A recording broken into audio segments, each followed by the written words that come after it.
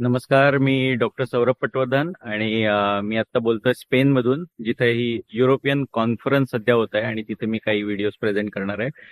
पण या व्हिडिओमध्ये मी थोडक्यात सांगणार आहे की ज्यावेळी मी या कॉन्फरन्समध्ये येतो आणि माझे बरेच मित्र बाहेरच्या देशात आहेत जे खूप चांगले नेत्रतज्ञ आहेत, स्पेशालिस्ट आहेत, आणि त्यांना ज्यावेळी मी सांगतो की आमच्या भागामध्ये किंवा आमच्या देशात असे प्रकार होतात की ज्याच्यामध्ये डॉल्बी सिस्टीमचा वापर होतो, तसंच त्याबरोबर लेझर्सचा वापर होतो, ते सुद्धा मिरवणुकीमध्ये, आपल्या गणपती उत्सवामध्ये सुद्धा, इतर उत्सवात सुद्धा.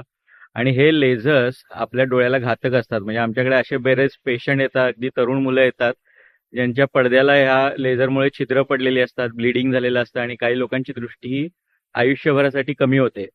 त्यामुळे अशा गोष्टी सांगितल्यावर ते म्हणतात की अशा गोष्टींना तुमचे गव्हर्नमेंट कशी काय परवानगी देते किंवा तुमचे लोक असे कसे काय वापरतात जे सामान्य लोकांना त्रासदायक आहेत आणि त्यांना कळतही नाही की याचे धोके किती आहेत. तर यामुळे माझं सगळ्यांनाच आवाहन आहे की अशा लेझर लाईटचा वापर तुम्ही मिरवणुकीत किंवा पार्टीच्या जागी करू नका.